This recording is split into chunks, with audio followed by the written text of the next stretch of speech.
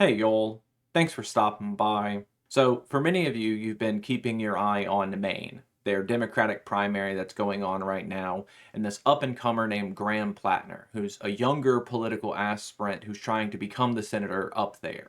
I say younger, he's in his 40s, which is certainly a refreshing change of pace from the current political makeup and all the geriatrics that are in office. And his political rival, Janet Mills, she would be 80 when she's in office. She would be quite old for a senator. For some of you, that's enough to not vote for her, but frankly, given your options and the recent things that have come out about Platner, I think it's time for you to maybe do a reassessment on what's going on up there. Platner's campaign from the start has been a little fraught with controversy. A while ago, there was a Reddit account that was uncovered that he was posting on within the last 10 years, and he had some choice words that he was using on there. I think the most notable thing he said on the account was calling every rural American actually stupid and racist. For someone who's running for Senate in Maine, that's a crazy thing to have leaked out about you. But again, a lot of people were willing to brush this off because, it's a Reddit account. And oh, he said it 10 years ago. Like, he's a different person now. He was in his 30s. But the fact of the matter is, these sorts of posts, this kind of posting history, this is just going to become normal in future elections. The more online a candidate was, the more likely it is you're going to find these accounts or posting that doesn't properly align with the party's judgment. But a Reddit account where you're posting extremist ideology or where you're using choice words and calling people retards that are responding to you in comments, I don't think that's disqualifying. But what is disqualifying is this recent video that was uncovered.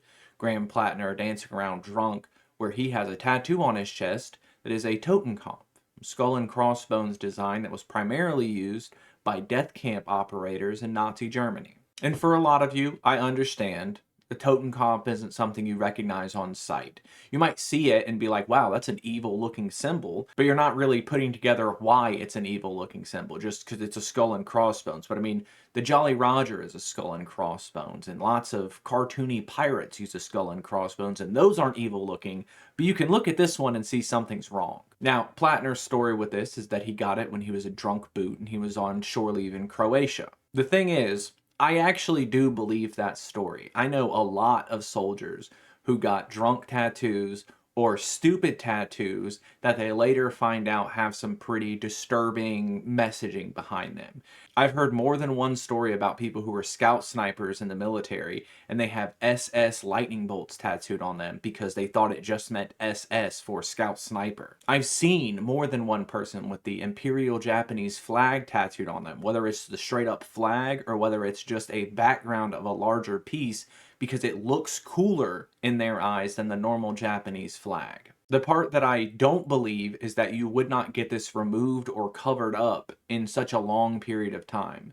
I don't believe that he didn't know what it was at this point. In fact, he's even been directly quoted by saying, "This is my Totenkopf." He's defended having the tattoo as a point of his past and remembering where you came from and all this other stuff, but I just don't really care at this point. You need to have that stuff removed or taken off if you want to be taken seriously as a political aspirant. At least for the Democratic Party. Republican Party officials, if you have stuff that could be considered a Nazi iconography, they'll just make you the Secretary of Defense. It would seem for many of you, you think the only thing that can stop a bad guy with a Nazi tattoo is a good guy with a Nazi tattoo. But especially with all this stuff that's been in the news about these young Republican groups and all their sharing of Nazi jokes and talking about how much they love Hitler, if you aren't going to take a stand against this kind of iconography now because it's someone you like, I don't know what to tell you. This is clearly you being a hypocrite. This is you picking and choosing about when you're going to get mad about who has the Nazi iconography on them.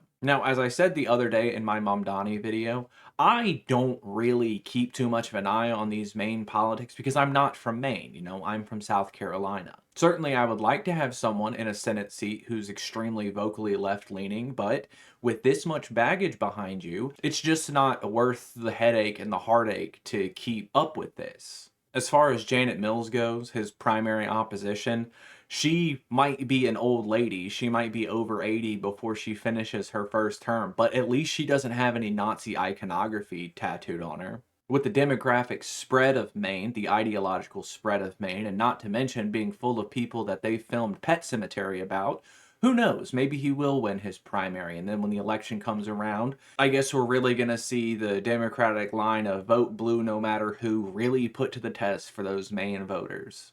I would certainly have my objections if I was a Democratic voter in Maine, but I'm just glad I don't have to make that choice. All that said, it's still a few more weeks until they have their primary election, so I guess until we find out that Graham Platner has the Bruno ass swastika tattoos as well, y'all try to have a good day.